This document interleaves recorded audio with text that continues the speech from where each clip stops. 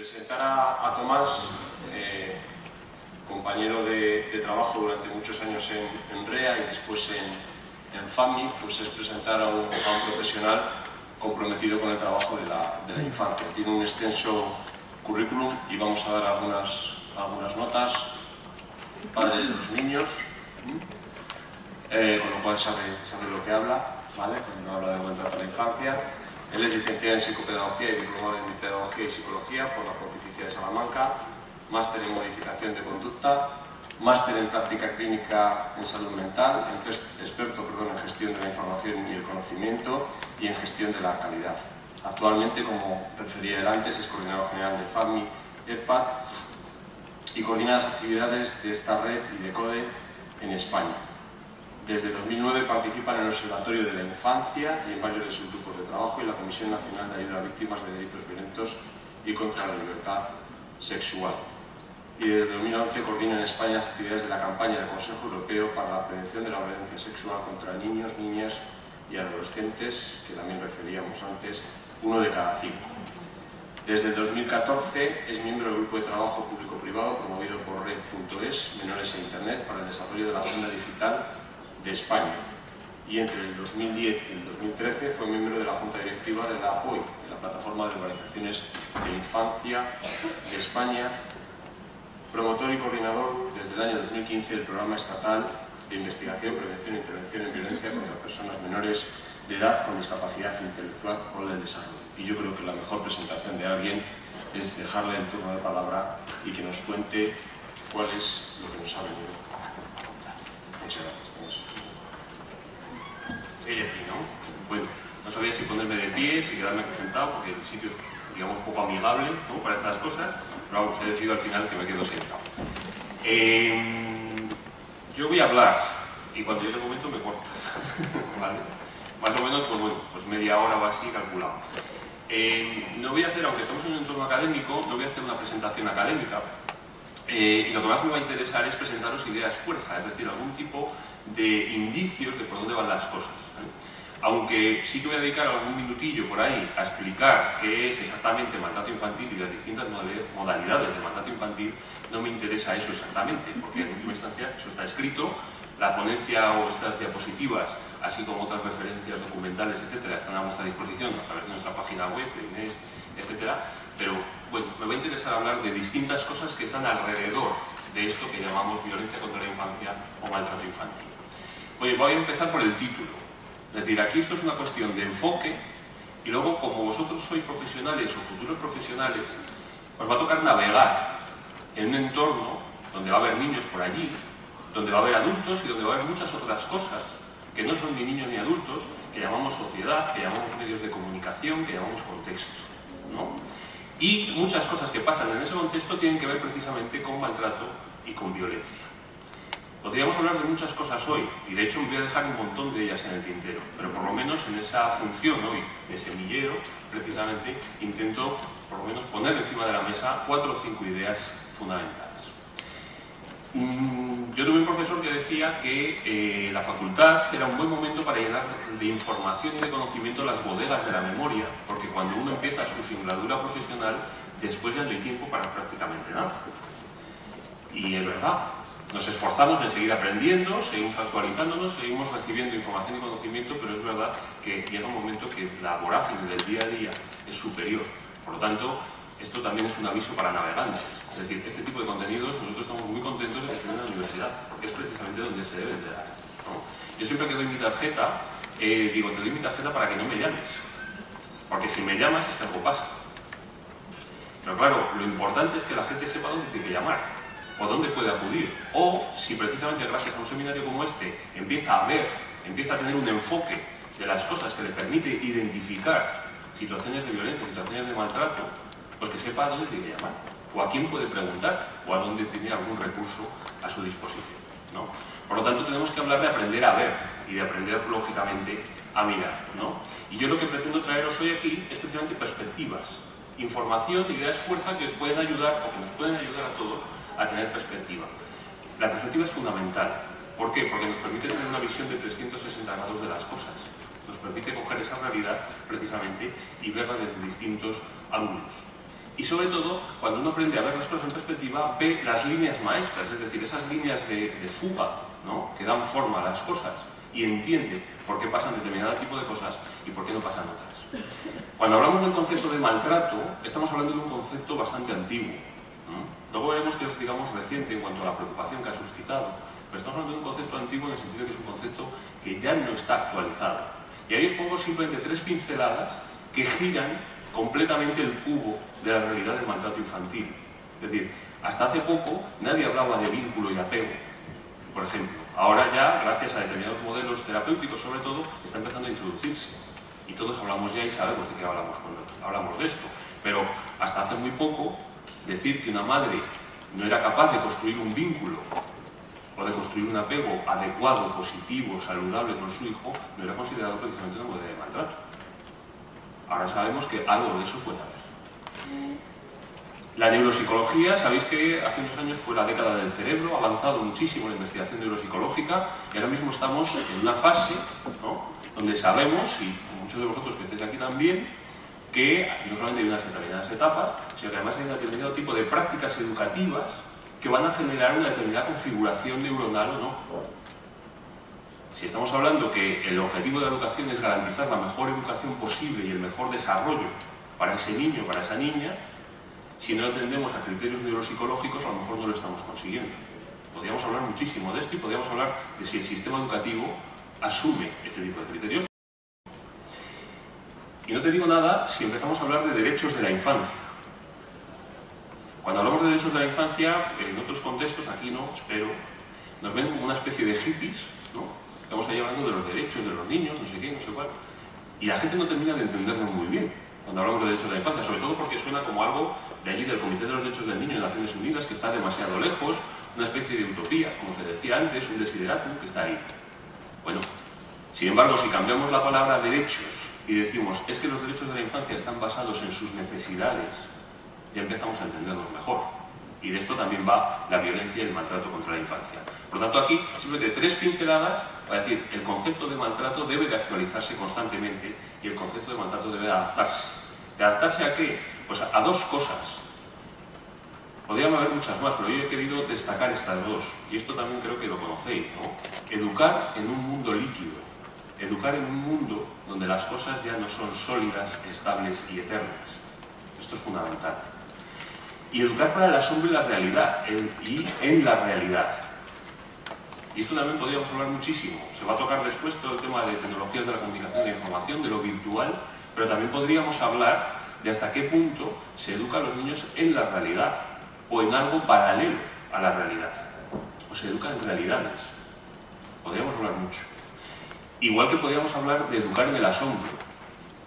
Estamos muchas veces, cuando nos hacen entrevistas, y esto de el maltrato y tal, ¿tiene algo que ver con la sobreexigencia? Y digo, sí, tiene que ver con la sobreexigencia de los niños, pero también tiene que ver con la sobreprotección.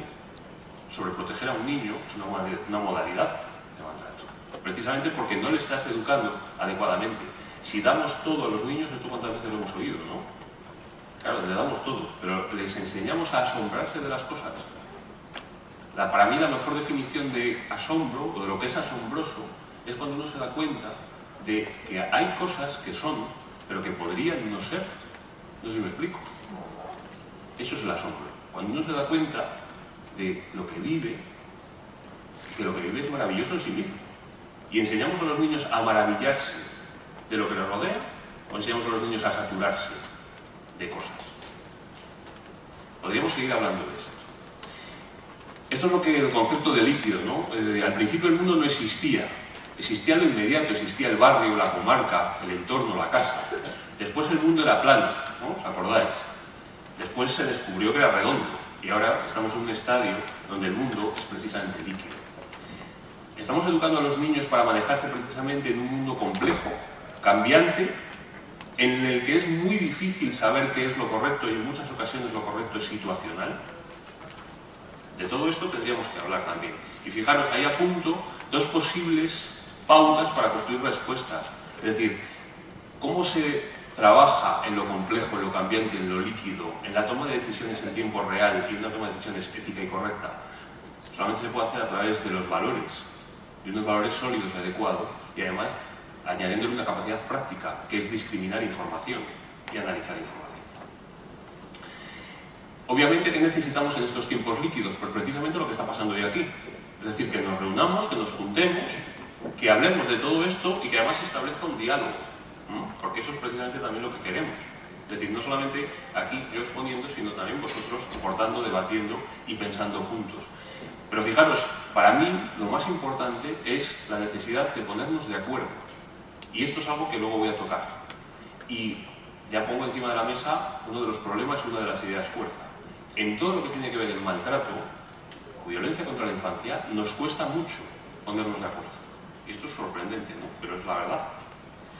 Obviamente, ¿cómo nos afecta lo virtual? ¿Cómo nos afecta todo ese mundo en el cual ya hay nativos que no conciben la realidad de otra manera? No sé si alguien sabe lo que es esto. ¿No hay navegantes? Como esto es una conferencia para navegantes. Bueno, esto es una ballena cyborg.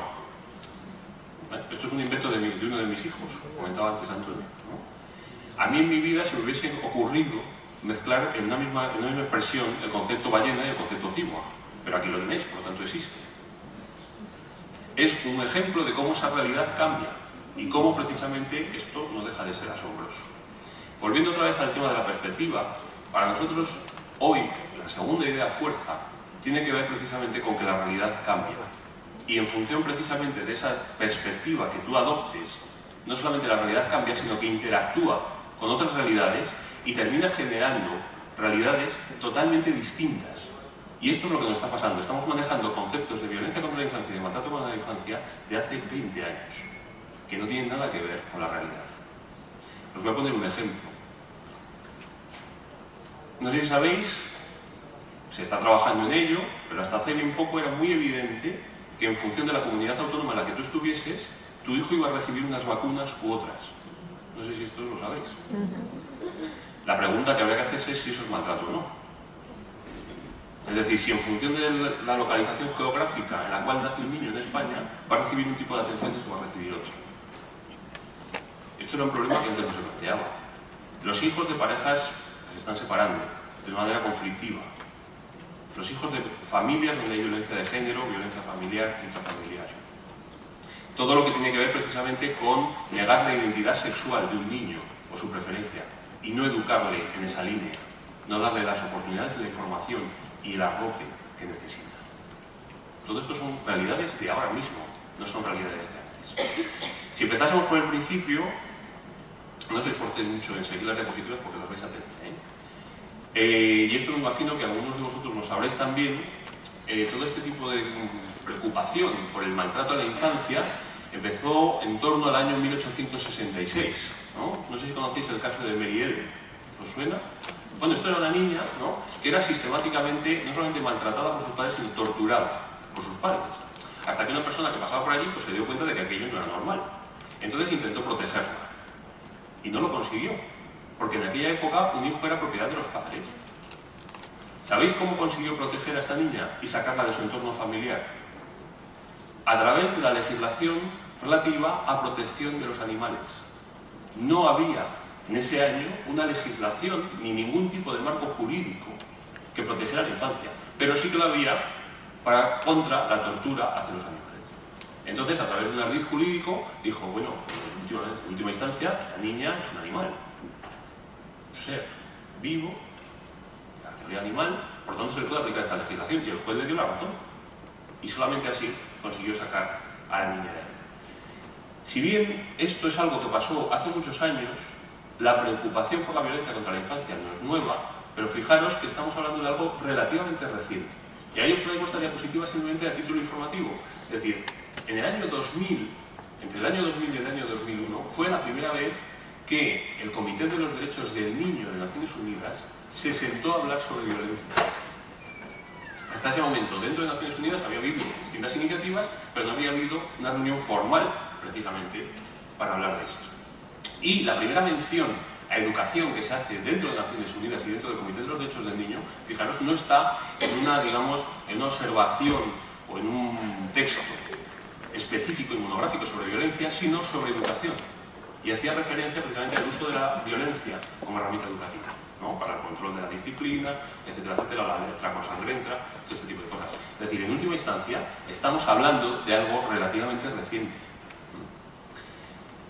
Siguiendo, digamos, por ese principio, o hilando, aquí os traigo otras ideas fuerza para nosotros fundamentales y que creo que pueden ayudarnos a construir esa nueva perspectiva y esa nueva forma de ver. Bueno, como veis aquí, a mí me gusta el arte contemporáneo, es evidente, pero a mí lo que me interesa de esta diapositiva es su título y lo que viene después. Esta obra se llama Historias de amor. Si os fijáis, un montón de historias de amor, son 500 historias de amor, 500 libros, pero que parecen casi iguales. De hecho, si te lo abstraes un poco, parece un código de barras. Este es el problema de la narrativa. Es decir, que cuando construimos historias, tendemos a construir historias similares, tendemos a construir historias homogéneas y, sobre todo, que entren dentro de nuestro sistema de creencias.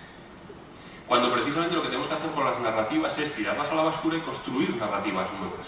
Y aquí tenéis un ejemplo, es decir, tenemos que desgarrar el texto antiguo para darle una nueva forma, para entenderlo de una manera distinta.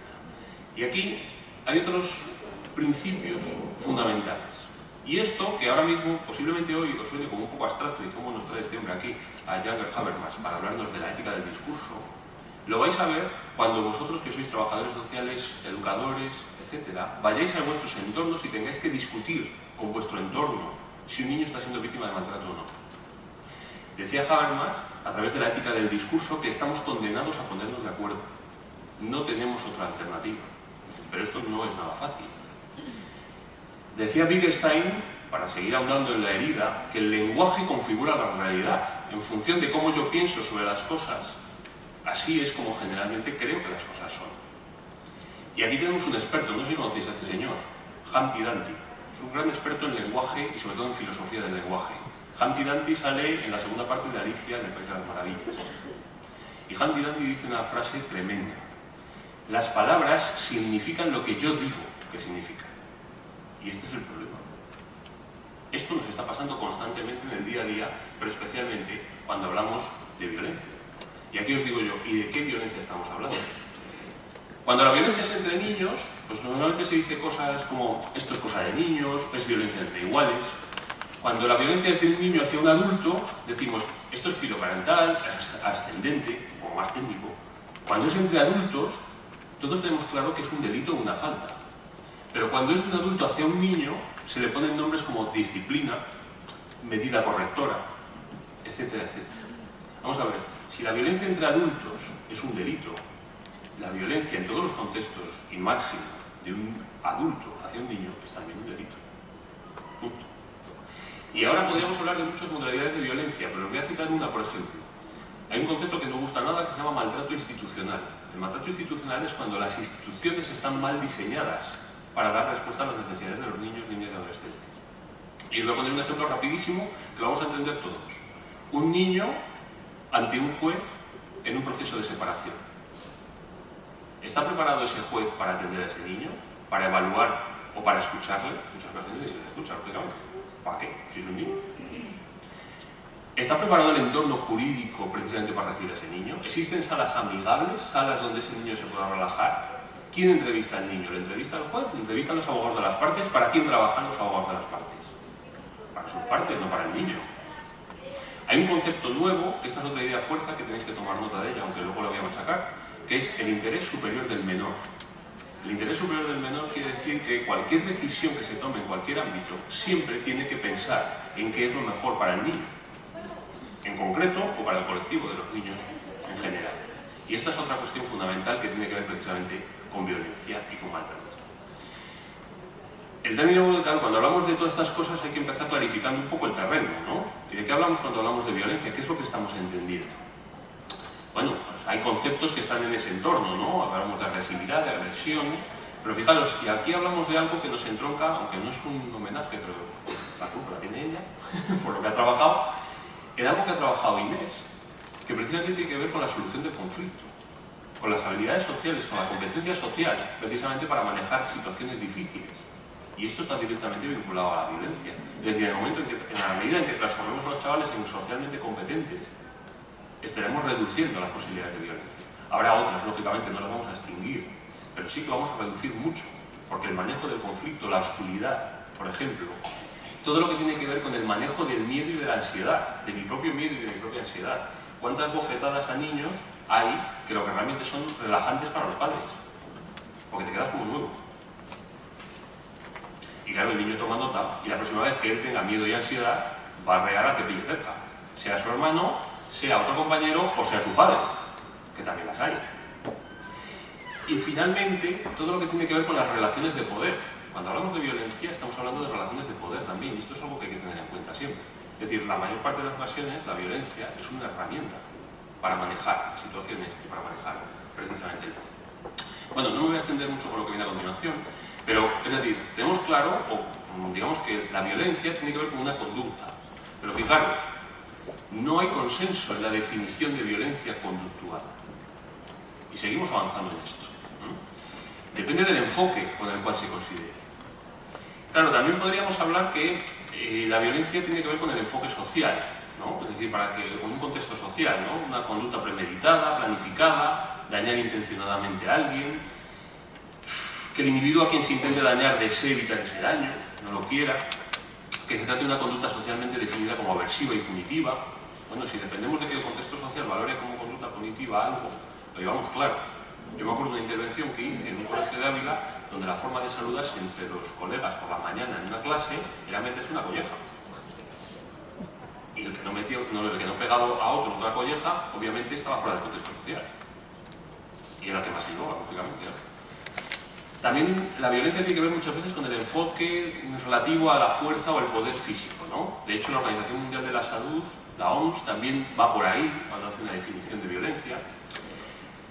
Claro, también como todo aquello que vulnera no solamente el bienestar físico, sino que no solamente lo quieras, que también es una conducta, pero que también tiene que ver con el bienestar de las personas, es decir, todo aquello que afecta al bienestar de las personas. Y aquí es donde entra precisamente el enfoque de derecho, el derecho de la infancia, precisamente. Es decir, los niños tienen derecho a crecer en el mejor entorno posible y en un entorno libre de miedo y de violencia. Y estas son palabras del Comité de los Derechos del Niño, ¿vale?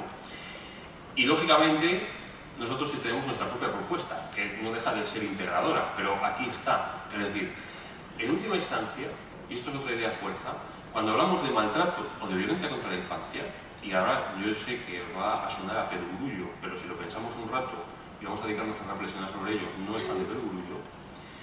Maltrato infantil, y aquí va la definición, es todo aquello que no es buen trato al niño. Y esto es fundamental. Estamos constantemente preocupados y pensando precisamente en qué es lo que no hay que hacer, ¿no? Ese es el enfoque del maltrato infantil. Tienes que evitar pegar a tu hijo, tienes que evitar no sé qué, tienes que tratarle bien, tienes que escucharle, tienes que hacerle caso. Vale. Pero lo que no está tan claro es qué es lo que tenemos que hacer para proteger sus derechos, para proteger su integridad, para garantizarle hacer las cosas bien. No sé si me estoy explicando. Esa es la diferencia entre el maltrato y el buen trato. Maltrato es qué no hay que hacer. Buen trato es qué sí que hay que hacer. Y sabemos mucho sobre lo que no hay que hacer. De hecho, es un enfoque jurídico, es un enfoque penal. Pero no está tan claro cómo educar, o cómo nosotros, como educadores, debemos de formarnos, como todos los que estamos aquí, debemos de formarnos para tratar bien a los niños. Y vamos a ir viendo esto poco a poco. Bien, me voy a saltar un poco todo esto y me voy a ir ya a ir aterrizando ligeramente sobre el terreno para luego pasar a otras cosas. Si tuviésemos que seguir avanzando en esa definición de maltrato infantil, es no solamente aquello que no es buen trato, sino que además tiene tres, digamos, factores. Y aquí traigo a otra discípula tuya, Eva Gómez de Cabas, precisamente junto a Agudo, es la autora de la publicación de donde se acabó esto. Es decir, el maltrato infantil implica la existencia de problemas que afectan a alguien menor de edad, ¿bien? Y que tiene una evolución negativa. Esto es maltrato infantil. Bien, como veis, seguimos un poco hablando de la nube, ¿no? Y no te digo nada cuando esa nube de que es maltrato infantil se lleva al terreno institucional. Esto está sacado precisamente del Observatorio de la Infancia, es decir, dentro del Ministerio de Sanidad, Servicios Sociales e Igualdad. Desde hace muchos años hay una estructura que se llama Observatorio de la Infancia, donde allí nos reunimos e intentamos dar forma a algunas cosas, entre ellas esto. Y esta es la definición que desde el Observatorio de la Infancia se da. Y es un intento por atrapar esa nube y meterla en un cubo y darle algún tipo de forma para que la podamos entender. Dice, es acción, algo que se hace, omisión, algo que no se hace o que se deja de hacer, trato negligente, es decir, aquello que se hace mal, no accidental, accidentes, pero también podríamos hablar que hay muchos negligencias que tienen que ver precisamente con lo accidental, ¿no? Es decir, cuando uno ve, antes hablábamos de las tasas de suicidio, pero también podríamos ver las de mortalidad infantil. Y en esas tasas de mortalidad infantil, resulta que cuando uno empieza a analizar los datos, se da cuenta que la mayor parte de la mortalidad infantil en España tiene que ver con negligencia, con cosas tan increíbles como dejarse al niño en el coche. O darle al niño, en vez de 3 cucharadas de pimperán, 18. Y cosas así. Tiene que ver con la negligencia. Por lo tanto, el no accidental ese ya empieza a estar un poco dicho, pero bueno. Que viva al niño o a la niña de sus derechos y de su bienestar. Fijaros, ya no estamos hablando de maltrato físico, estamos hablando de otra cosa. De bienestar del niño y precisamente de derechos. Que amenaza o interfiere en su ordenado desarrollo físico, psíquico o social. Y aquí viene la bomba, cuyos autores pueden ser personas, yo, instituciones, cualquier ámbito, o la propia sociedad. La propia sociedad. No quiere decir exactamente que la sociedad maltrate, pero sí que puede haber determinado tipo de valores que puedan generar un contexto de maltrato. No voy a liarme a esto porque podríamos estar hablando durante mucho tiempo, pero sí que podríamos pensar en qué cosas están pasando en el contexto social, precisamente en esa línea. Y yo tengo una básica, que es la socialización de la violencia. Es decir, Quentin Tarantino, lo conocemos todos, ¿no? Es un tío muy macarra, que hace unas películas tremendas, pero bueno, en última instancia son para adultos. El problema de Tarantino, bueno, no tiene ninguno, aparte de ser el mismo, pero hay un problema, y era su lema, y era precisamente que la violencia era una forma de arte.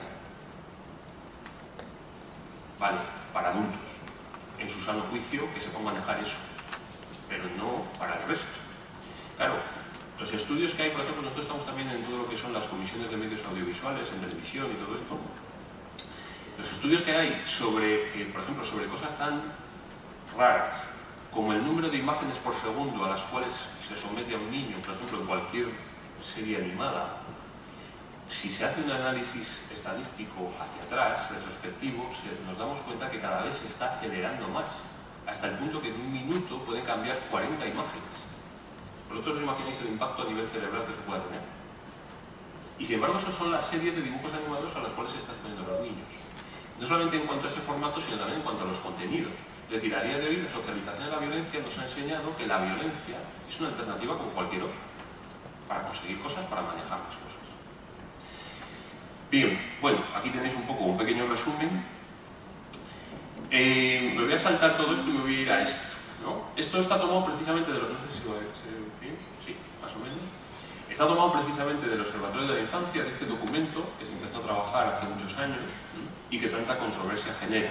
Pero claro, como el objetivo de hoy es por lo menos poneros encima de la mesa algunas modalidades de maltrato, aquí tenéis algunas, que esto es lo que venía yo a decir antes de lo clásico. Es decir, este es el parámetro con el cual seguimos trabajando y que no incorpora nuevas modalidades de maltrato. Bueno, está claro que por el momento en el que se produce puede haber maltrato prenatal y postnatal. Y el maltrato prenatal existe, no solamente, por ejemplo, pues por madres que no se cuidan adecuadamente durante el periodo de gestación, sino también por agresiones físicas directas al feto, por ejemplo. Claro, si nos atendemos a los autores, pues tenemos el maltrato familiar, el extrafamiliar, el institucional y el social, que es lo que comentábamos antes, ¿no? Y si nos centramos en ya exactamente en qué es lo que se hace o qué se deja de hacer, pues nos salen 4 modalidades de maltrato. Maltrato físico, la negligencia, el emocional y el abuso sexual. Bueno, estas 4 modalidades son artificiales, no son reales. Son un intento de catalogar la realidad. Y por eso nos encontramos con muchas dificultades luego a la hora de ponernos de acuerdo, porque aquí lo que hicimos fue intentar llegar a un mínimo de acuerdo. Bien, pero claro, y voy a coger uno de ellos, por ejemplo, abuso sexual. Claro, ahora mismo cuando estamos hablando de abuso sexual todos estamos pensando en violación, seguramente. Si echamos un vistazo al Código Penal, salen unas categorías penales que nada tienen que ver con la realidad ni con el impacto que esa realidad tiene. Y cuando cogemos el convenio de Lanzarote que yo citaba antes y la campaña 1 de cada 5 y empezamos a analizar las distintas modalidades de violencia sexual, resulta que aparecen cosas como, por ejemplo, la prostitución infantil, la pornografía infantil. Fijaros, en la pornografía infantil Incluso puede que no sea real, es decir, que sea un fotomontaje. Pero hay una víctima real, hay un niño, bien, que a lo mejor no está siendo violado, pero parece que está siendo violado y que está siendo colgado en Internet. Hasta hace unos pocos años no había delito. No había delito porque el niño en realidad no había sido violado. Ya está. No sé si sabéis, hace unos años en el Festival de Sitges se puso una película donde aparecían imágenes de violaciones de neonatos. Claro, nosotros tuvimos una reacción, lógicamente, presentándolo a los medios de comunicación, y el director de la cinta y del festival dijo que, bueno, que no era para tanto porque no era real. Digo, es lo que nos faltaba, que fuera real. Es decir, la simulación de ese tipo de imágenes, donde no hay una víctima real, pero evidentemente está generando, debe de generar un delito. Y todo este tipo de cosas no entran dentro de estas categorías tradicionales. O, por ejemplo, si cogemos y decimos, a ver, maltrato físico, vale. Pero el maltrato físico no es la modalidad ni el abuso sexual más frecuente. La más frecuente y con un impacto altísimo, no solamente en los niños, sino en su evolución y en su entorno, es precisamente la negligencia y el maltrato emocional. Es decir, el uso del chantaje emocional, por ejemplo, el uso del miedo, el uso de las amenazas para educar a los niños, para conseguir que los niños hagan lo que queremos que hagan. Y eso está siendo mucho más real. Cosas como, por ejemplo, si no haces esto no te quiero. Y a veces no se verbaliza, a veces se hace a través del lenguaje no verbal. Se aparta al niño, no se tienen en cuenta sus necesidades afectivas. Un niño cabreado, un niño histérico, un niño pesado, tiene necesidades afectivas. Por lo tanto, aquí tenéis modalidades de maltrato, sí, pero al final esto exactamente no nos sirve. No nos sirve para crear consenso. Porque nos guiamos a decir esto que es negligencia de maltrato emocional, es abuso sexual. El utilizar a tu hijo, por ejemplo, para generar imágenes de alto contenido erótico, que luego colgas en Internet, porque eres un padre o una madre muy dedicada a tus hijos, ¿eso es maltrato? El tener un hijo que te dice que no se siente bien con su cuerpo y no hacerle ni caso, rechazarle, estigmatizarle o directamente hacerle un lavado de cerebro, ¿eso es maltrato? Pues claro, pero no está contemplado aquí. Por eso el criterio que debemos de tener en cuenta es: maltrato es todo lo que no es buen trato. Bueno, como veis, seguimos analizando, pero aún así no llegamos precisamente a concretar, ¿no? Y esto, con esta imagen, es precisamente lo que nosotros, es otra idea fuerza, esta imagen en sí misma, ¿no? Es decir, es lo que nosotros queremos transmitir. Nosotros somos una federación y asociaciones que nos dedicamos precisamente a la lucha contra el maltrato, pero en realidad lo que nos gustaría ser es una organización que lucha por el buen trato a los niños, ¿no? Y eso es lo que precisamente queremos que represente esta imagen, ¿no? No debemos de centrarnos tanto en qué no hay que hacer, que también hay que tenerlo en cuenta, pero sobre todo hay que tener en cuenta y hay que prestar atención a lo que sí que hay que hacer.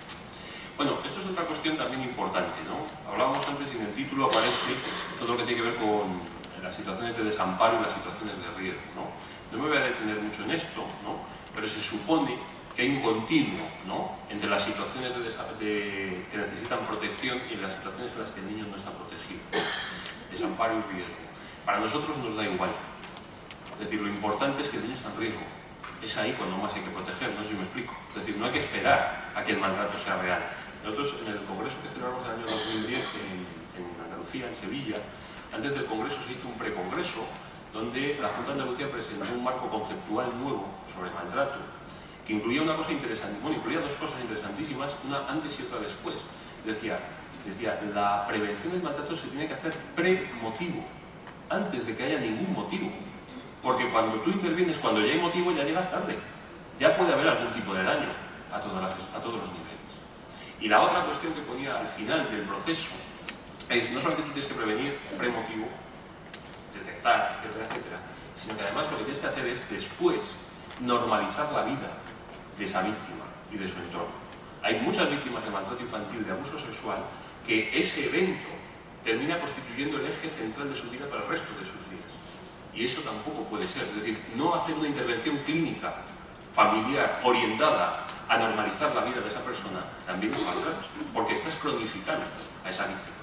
Obviamente hay cosas que no se van a poder olvidar. Ya sabemos que el maltrato, el abuso sexual, funciona como una herida, ¿no?, una cicatriz. Y aquí como a Pepa Horno, precisamente, que trabaja ese concepto, ¿no?, aunque no es exclusivo de ella. Es decir, evidentemente la cicatriz va a estar, y la cicatriz se va a resentir como se resienten las cicatrices cuando cambia el tiempo.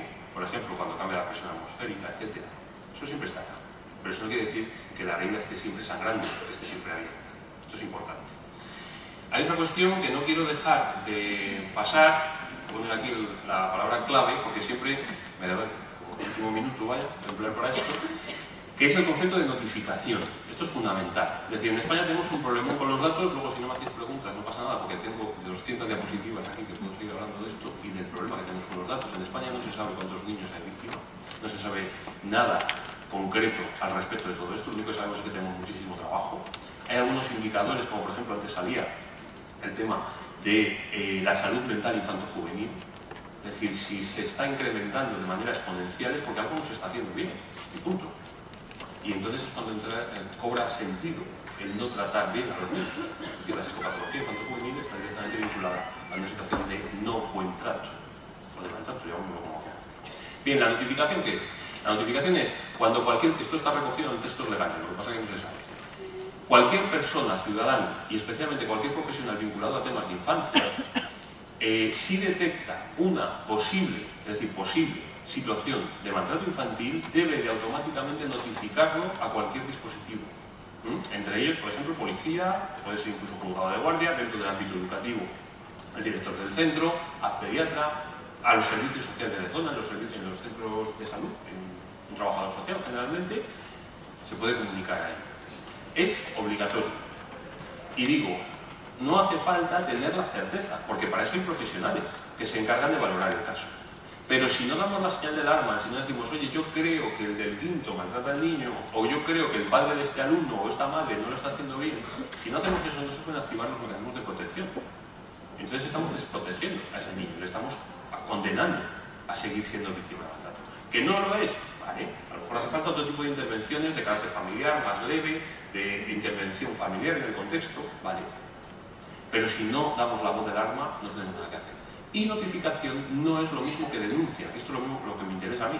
Es decir, la gente cuando le hablan de estas cosas se ve automáticamente al del juez declarando en contra del quinto, o al profesor declarando en contra del padre de un alumno. No, la notificación puede ser incluso anónima, ¿no? Y esto es fundamental. Obviamente anónima quiere decir que tú tienes que identificar porque puedes llegar ahí denunciando de cualquier manera, ¿vale? Informando de estas cosas, pero lo que sí que tienes garantizado es el anonimato de todos estos datos. Eso es fundamental. Y esta es la obligación de notificar, y a partir de ahí se activan los sistemas de protección, de valoración y, si es necesario, de intervención.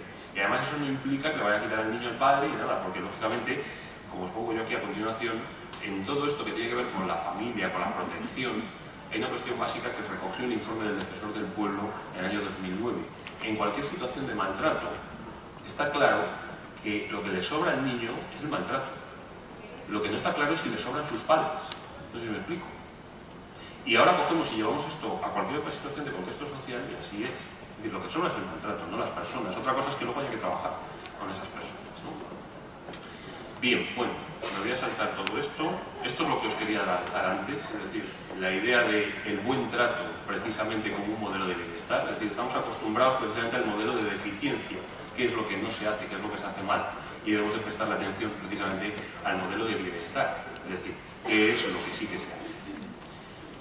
Y antes de terminar, quería enseñaros una cosa, que es esto, y que tiene que ver con, ¿os acordáis cuando se llamaba antes hippies, ¿no? Cuando esto de los derechos de la infancia y todas estas cosas, porque a partir de ahora vais a ser una banda de hippies que vais a hablar por ahí de derechos de la infancia, pero quiero daros un par de argumentos para que convenzáis a los que están en vuestro entorno. Es decir, cuando hablamos de derechos de la infancia no lo decimos porque sí, sino porque los derechos de la infancia están basados en unas necesidades y encima, para colmo, esas necesidades están estudiadas. Es decir, hay investigación alrededor. De hecho, aquí el pionero en España, junto a otras cosas, fue Félix López, con el tema de las necesidades de la infancia. Entonces, claro, a día de hoy, después de muchísimos años, sabemos que hay necesidades físicas, de seguridad, emocionales, sociales y cognitivas, y encima que eso está valorado, además contrastado en distintas partes del mundo, precisamente en estos rangos de edad, que incluye un sistema de indicadores. O sea, esto lo tenemos clarísimo. Esto es lo que necesitamos, ¿vale? Una pincelada, por ejemplo, de cómo estamos avanzando en esa dirección. Yo tuve el privilegio de trabajar o de contribuir en un grupo de trabajo que se creó hace un año y medio exactamente, sí, dirigido a crear un instrumento que permitiese valorar si las leyes, no las de infancia, sino cualquier otra, es decir, por ejemplo, la normativa de banderas, tenían impacto o no sobre la infancia. Eso suena como a chiste.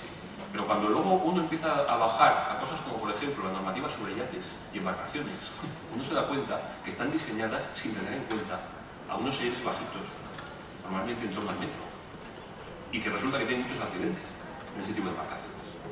Es decir, cuando cogemos el enfoque de necesidad de la infancia, podemos empezar a transformar la realidad, ¿vale? Con el enfoque del derecho, y lógicamente teniendo en cuenta que hay unos vasos comunicantes, precisamente directos, entre los derechos y las infancias y las necesidades. Es decir, el enfoque de derechos permite considerar las necesidades, pero sobre todo la satisfacción de necesidades permite precisamente alcanzar derechos.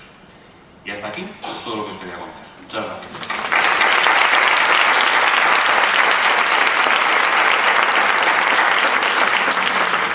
Muy bien, muchísimas gracias, Tomás.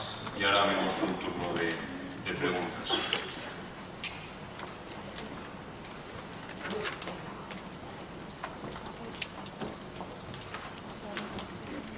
Buenos días, yo te quería dar las gracias porque ha sido súper interesante lo que nos has contado, la visión de la capacidad que tiene Bauman para adentrarse en todos los mundos sabidos y por haber. Esa visión ha sido realmente interesante. Yo te quería consultar un tema referido a lo que nos has estado indicando de activar un protocolo de prevención ante una situación de maltrato. Entiendo que tenemos que tener un mínimo de indicios para poder alertarnos o alertar a la autoridad competente de que se está dando una situación de maltrato. ¿Cómo podemos dotar a los ciudadanos de a pie de las herramientas o recursos necesarios para que nosotros distingamos, pues eso, que efectivamente se puede estar dando esa situación sin levantar a lo mejor una voz de alarma? Sí, generar alarma. Eso es. Sí, importante. Gracias a ti.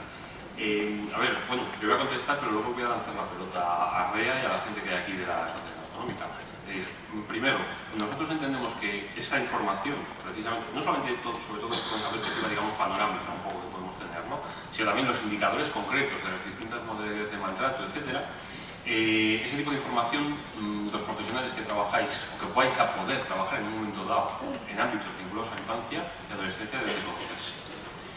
Es decir, por lo tanto, su sitio es precisamente la universidad y el ámbito académico. Es decir, lo que nosotros llamamos antes de la decantación profesional. Mucha gente dice, no, yo no voy a trabajar nunca con un niño, hasta que te encuentras, por circunstancias de la vida, trabajando con niños. Entonces, estamos hablando de enfermería, estamos hablando de medicina, de pediatría. Bueno, pediatría, por ejemplo, esto no es un contenido. Bueno, Gómez Bosque sí que se esforzó, digamos, en introducir este tipo de cosas, pero a día de hoy tú miras los planes de estudio de la Facultad de Medicina, de Pediatría, no entra esto, por ejemplo. Y si se toca como de una forma residual y tal. No te digo nada de educación, etcétera, ¿no? Entonces, primero, ese tipo de contenidos deberían de estar. Segundo, si no están, tenemos la posibilidad, precisamente, a través de las asociaciones autonómicas, en este caso, la REA, aquí, precisamente de dar seminarios y de formar a la gente en ese sentido. De hecho, se está haciendo desde hace muchos años y con mucho éxito. Luego, aparte de ponerse en contacto con REA y, de alguna manera, conseguir ese tipo de reuniones, ese tipo de formación, nosotros como federación tenemos una guía, no sé si hay internet, bueno, tampoco procederá a colgarse en internet, en las referencias está puesto, una guía sobre notificación, precisamente, detección y notificación, ¿no? Ahora, hay que tener en cuenta una cosa, la palabra alarma, generar una situación de alarma. Es decir, hay indicadores de maltrato, que además están categorizados, están investigados, ¿no?, al respecto, hay listados, además unos listados tremendos de indicadores de maltrato, que pasa un poco como con el trastorno antisocial que aparece en el DSM. No sé si conocéis el DSM, el Manual Estadístico de Trastornos Mentales, ¿no? De trastornos mentales, pues si echamos un vistazo a los criterios que emplea para el trastorno antisocial, pues todos los que estamos aquí estamos un poco allá. Porque saben unos criterios que yo los cumplo todos. Vaya, no sé vosotros. Pues con esto pasa igual, es decir, como tú te pongas a ver si todos los indicadores aparecen, los indicadores aparecen, pero por sí mismos no son suficientes. De hecho, por ejemplo, el abuso sexual, que podría parecer que es como lo más evidente y tal, realmente solamente hay dos indicadores clave. El resto de indicadores son coayudantes, pueden aparecer en el espectro de indicadores, pero solamente hay dos relevantes e incluso en muchas ocasiones no hay ninguno. El problema que hay, por ejemplo, en el abuso sexual es que el único indicador que tienes es el testimonio del menor, porque incluso las señales físicas de abuso sexual, por ejemplo, la dilatación, la ruptura del himen, por ejemplo, que puede ser un indicador, hay himenes que se reconstruyen solos.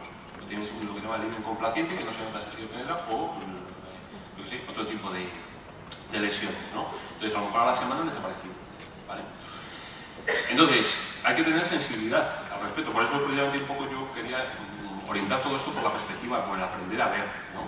Hay una cuestión clave, es decir, todo lo que son cambios conductuales injustificados en el niño es una señal de alarma.